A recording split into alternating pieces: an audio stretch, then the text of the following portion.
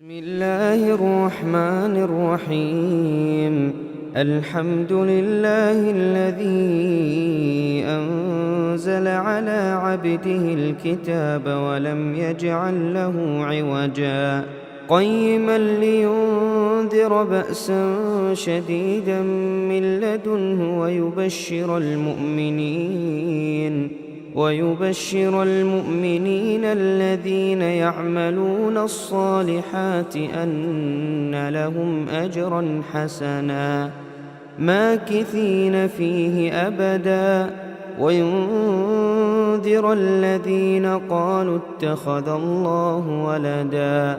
ما لهم به من علم ولا لآبائهم كبرت كلمة تخرج من أفواههم إن يقولون إلا كذبا فلعلك باخع نفسك على آثارهم إن لم يؤمنوا بهذا الحديث أسفا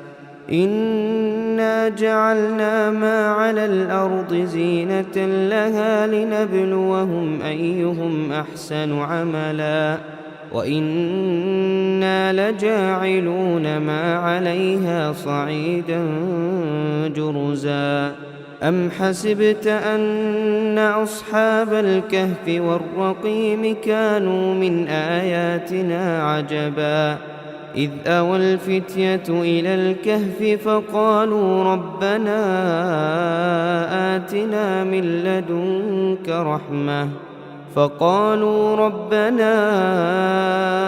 آتنا من لدنك رحمة وهيئ لنا من أمرنا رشدا فضربنا على آذانهم في الكهف سنين عددا ثم بعثناهم لنعلم أي الحزبين أحصى لما لبثوا أمدا نحن نقص عليك نبأهم بالحق إنهم فتية آمنوا بربهم وزدناهم هدى وربطنا على قلوبهم إذ قاموا فقالوا ربنا رب السماوات والأرض لن ندعو من دونه إلها لقد قلنا إذا شططا هؤلاء قومنا اتخذوا من دونه آلهة لولا يأتون عليهم بسلطان بين فمن أظلم ممن افترى على الله كذبا وإذ اعتزلتموهم وما يعبدون إلا الله فأووا إلى الكهف ينشر لكم ربكم من رحمته ويهيئ لكم من أمركم مرفقا وترى الشمس إذا طلعت تزاور عن كهفهم ذات اليمين وإذا غربت تقرضهم ذات الشمال وهم في فجوة منه ذلك من آيات الله من يهد الله فهو المهتد ومن يضلل فلن تجد له وليا مرشدا وتحسبهم أيقاظا وهم رقود ونقلبهم ذات اليمين وذات الشمال وكلبهم باسط ذراعيه بالوصيد لو اطلعت عليهم لوليت منهم فرارا ولملئت منهم رعبا وكذلك بعثناهم ليتساءلوا بينهم قال قائل منهم كم لبثتم قالوا لبثنا يوما أو بعض يوم قالوا ربكم أعلم بما لبثتم فابعثوا أحدكم بورقكم هذه إلى المدينة فلينظر أيها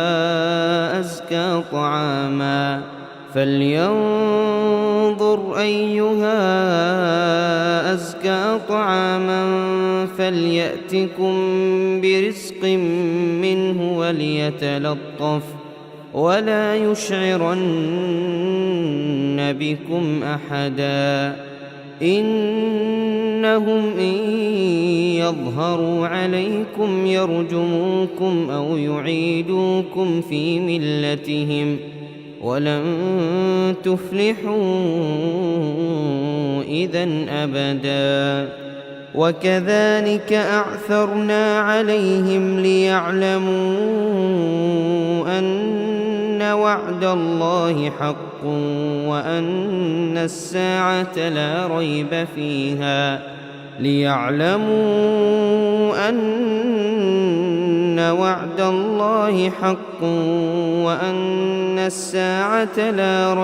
فيها إذ يتنازعون بينهم أمرهم فقالوا ابنوا عليهم بنيانا ربهم أعلم بهم قال الذين غلبوا على أمرهم لنتخذن عليهم مسجدا سيقولون ثلاثة رابعهم كلبهم ويقولون خمسة سادسهم كلبهم رجما بالغيب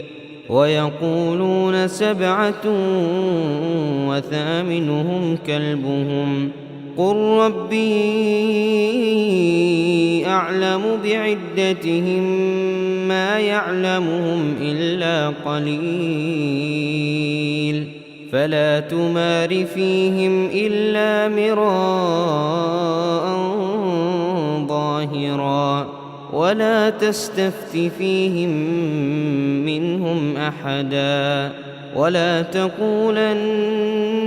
لشيء إني فاعل ذلك غدا إلا أن يشاء الله واذكر ربك إذا نسيت وقل عسى أن يهديني ربي لأقرب من هذا رشدا ولبثوا في كهفهم 300 سنين وازدادوا 9 قل الله أعلم بما لبثوا له غيب السماوات والأرض أبصر به وأسمع ما لهم من دونه من ولي ولا يشرك في حكمه أحدا واتل ما أوحي إليك من كتاب ربك لا مبدل لكلماته ولن تجد من دونه ملتحدا واصبر نفسك مع الذين يدعون ربهم بالغداة والعشي يريدون وجهه ولا تعد عيناك عنهم تريد زينة الحياة الدنيا ولا تطع من أغفلنا قلبه عن ذكرنا واتبع هواه وكان أمره فرطا وقل الحق من ربكم فمن شاء فليؤمن ومن شاء فليكفر إنا أعتدنا للظالمين نارا أحاط بهم سرادقها وإن يستغيثوا يغاثوا بماء كالمهل يشوي الوجوه بئس الشراب وساءت مرتفقا إن الذين آمنوا وعملوا الصالحات إنا لا نضيع أجر من أحسن عملا أولئك لهم جنات عدن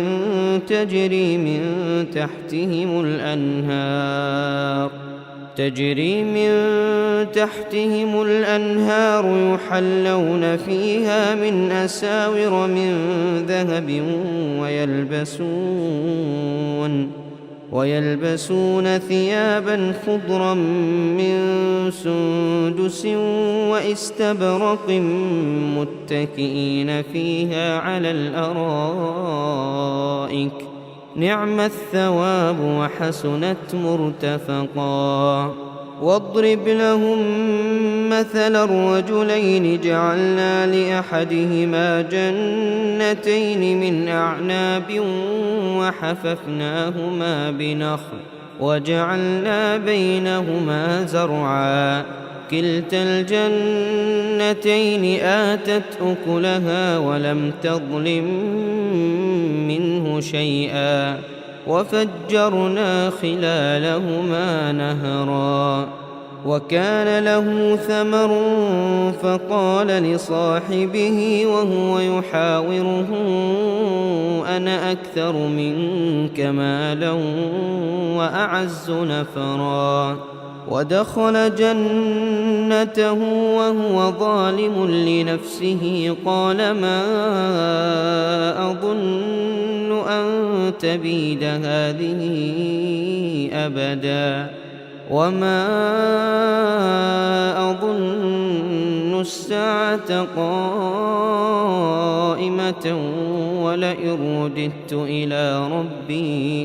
ولئن رددت إلى ربي لأجدن خيرا منها منقلبا قال له صاحبه وهو يحاوره أكفرت بالذي خلقك من تراب ثم من نطفة ثم سواك رجلا لكن هو الله ربي ولا أشرك بربي أحدا ولولا إذ دخلت جنتك قلت ما شاء الله لا قوة إلا بالله إن ترني أنا أقل منك مالا وولدا فعسى ربي أن يؤتيني خيرا من جنتك ويرسل عليها حسبانا من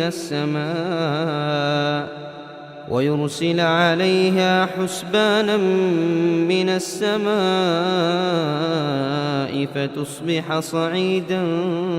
زلقا أو يصبح ماؤها غورا فلن تستطيع له طلبا وأحيط بثمره فأصبح يقلب كفيه على ما أنفق فيها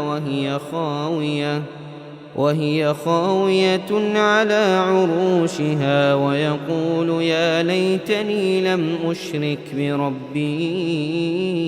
أحدا ولم تكن له فئة ينصرونه من دون الله وما كان منتصرا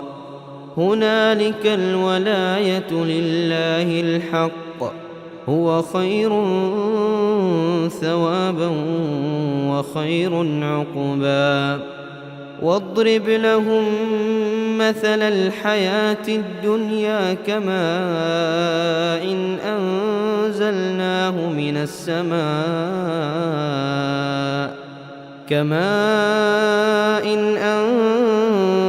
أنزلناه من السماء فاختلط به نبات الأرض فأصبح هشيما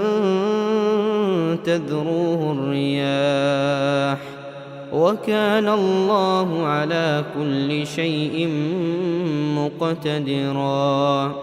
المال والبنون زينة الحياة الدنيا والباقيات الصالحات خير عند ربك ثوابا وخير أملا. ويوم نسير الجبال وترى الأرض بارزة وحشرناهم فلم نغادر منهم أحدا وعرضوا على ربك صفا لقد جئتمونا كما خلقناكم أول مرة بل زعمتم أن لن نجعل لكم موعدا. ووضع الكتاب فترى المجرمين مشفقين مما فيه ويقولون يا ويلتنا ما لهذا الكتاب لا يغادر صغيرة ولا كبيرة إلا أحصاها ووجدوا ما عملوا حاضرا ولا يظلم ربك أحدا. وإذ قلنا للملائكة اسجدوا لآدم فسجدوا إلا إبليس كان من الجن ففسق عن أمر ربه أفتتخذونه وذريته أولياء من دوني وهم لكم عدو بئس للظالمين بدلا. ما أشهدتهم خلق السماوات والأرض ولا خلق أنفسهم وما كنت متخذ المضلين عضدا. ويوم يقول نادوا شركائي الذين زعمتم فدعوهم فلم يستجيبوا لهم وجعلنا بينهم موبقا. ورأى المجرمون النار فظنوا أنهم مواقعوها ولم يجدوا عنها مصرفا. ولقد صرفنا في هذا القرآن للناس من كل مثل وكان الإنسان أكثر شيء جدلا. وما منع الناس أن يؤمنوا إذ جاءهم الهدى ويستغفروا ربهم إلا أن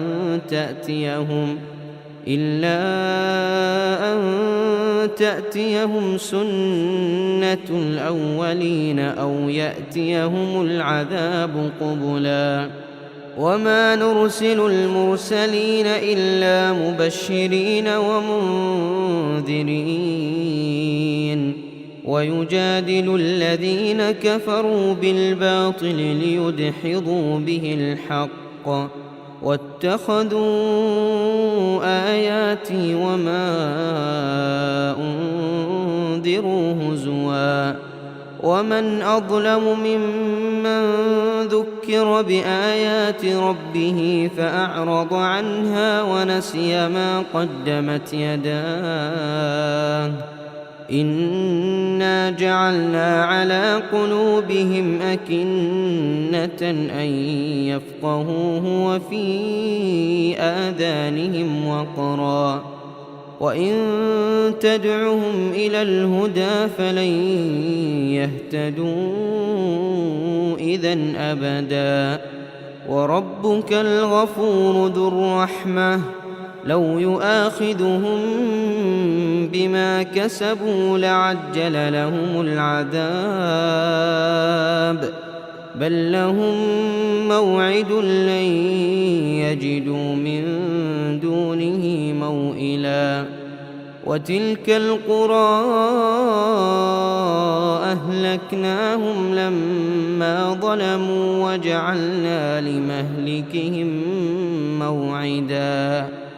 وإذ قال موسى لفتاه لا أبرح حتى أبلغ مجمع البحرين أو أمضي حقبا فلما بلغا مجمع بينهما نسيا حوتهما فاتخذ سبيله في البحر سربا فلما جاوزا قال لفتاه آتنا غداءنا لقد لقينا من سفرنا هذا نصبا قال أرأيت إذ أوينا إلى الصخرة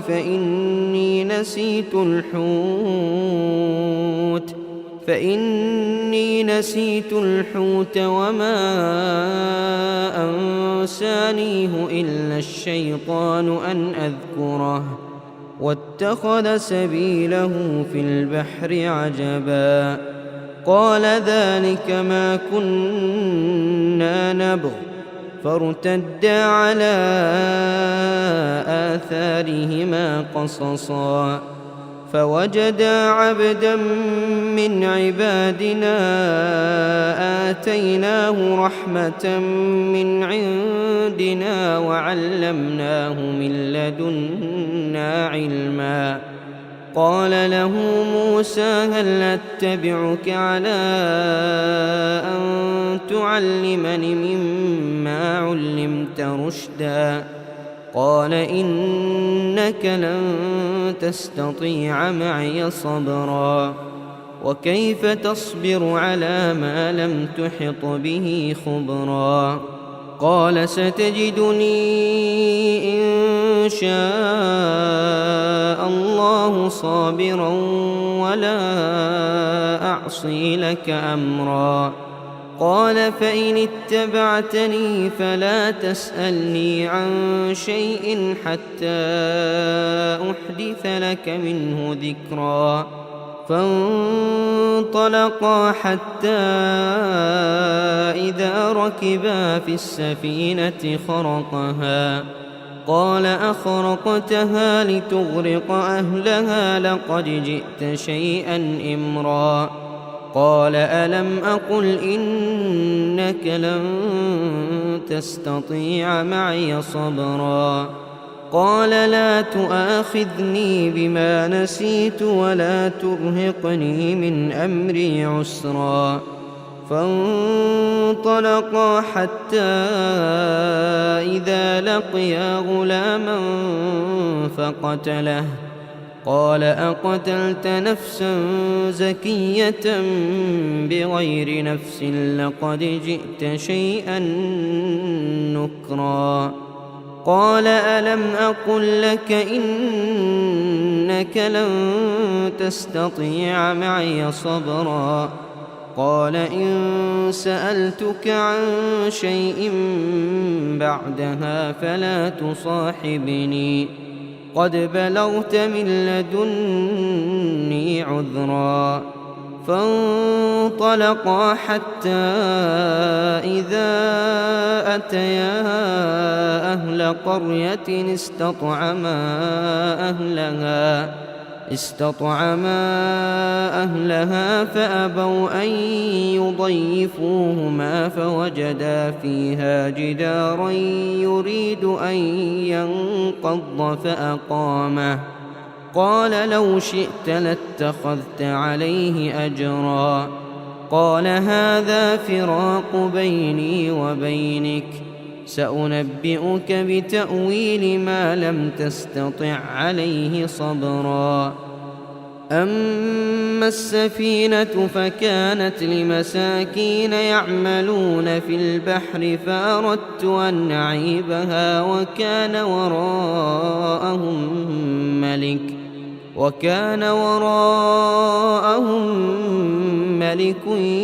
يأخذ كل سفينة غصبا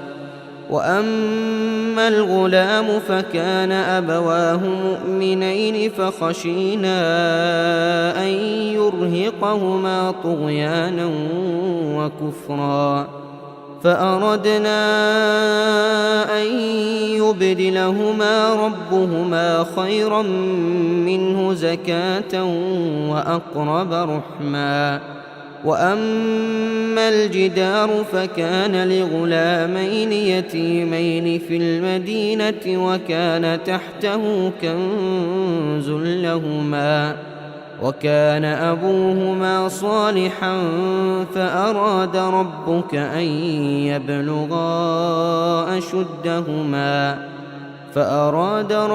أن يبلغا أشدهما ويستخرجا كنزهما رحمة من ربك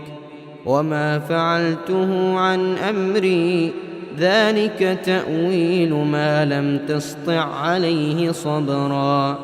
ويسألونك عن ذي القرنين قل سأتلو عليكم منه ذكرا. إنا مكنا له في الأرض وآتيناه من كل شيء سببا فأتبع سببا حتى إذا بلغ مغرب الشمس وجدها تغرب في عين حمئة ووجد عندها قوما قلنا يا ذا القرنين إما أن تعذب وإما أن تتخذ فيهم حسنا. قال أما من ظلم فسوف نعذبه ثم يرد إلى ربه فيعذبه عذابا نكرا. وأما من آمن وعمل صالحا فله جزاء الحسنى وسنقول له من أمرنا يسرا. ثم أتبع سببا حتى إذا بلغ مطلع الشمس وجدها تطلع على قوم لم نجعل لهم من دونها سترا. كذلك وقد أحطنا بما لديه خبرا. ثم أتبع سببا حتى إذا بلغ بين السدين وجد من دونهما قوما لا يكادون يفقهون قولا. قالوا يا ذا القرنين إن يأجوج ومأجوج مفسدون في الأرض فهل نجعل لك خرجا على أن تجعل بيننا وبينهم سدا. قال ما مكني فيه ربي خير فأعينوني بقوة أجعل بينكم وبينهم ردما. آتوني زبر الحديد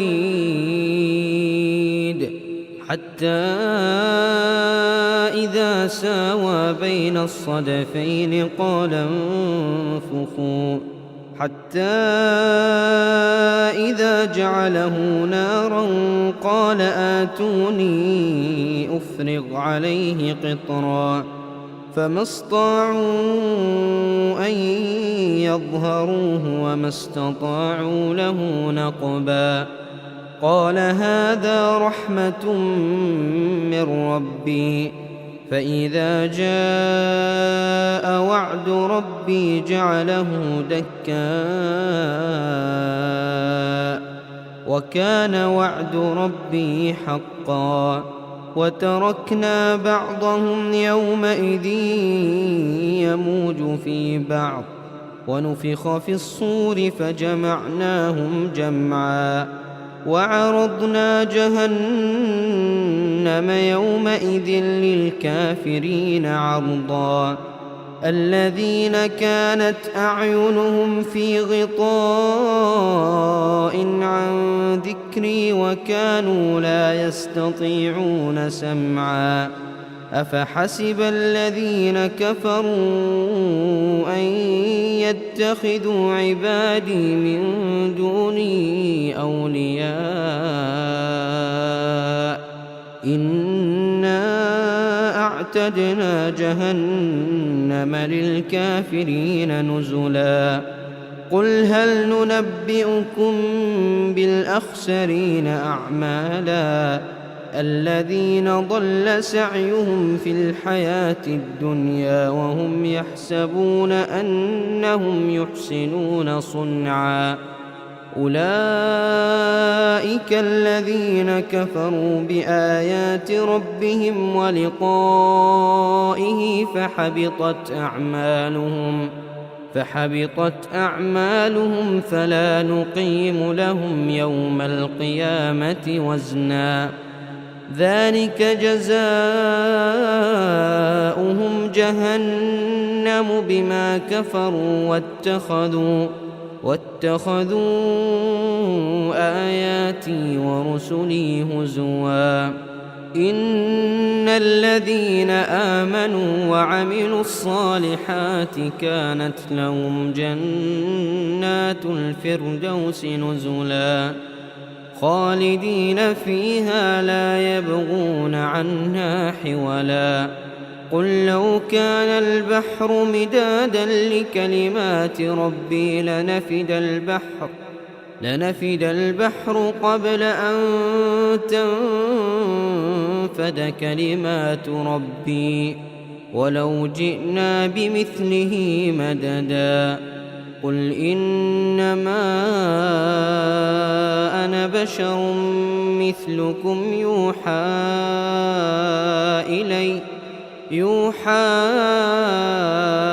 إلي أنما إلهكم إله واحد فمن كان يرجو لقاء ربه فليعمل عملا صالحا ولا يشرك بعبادة ربه أحدا.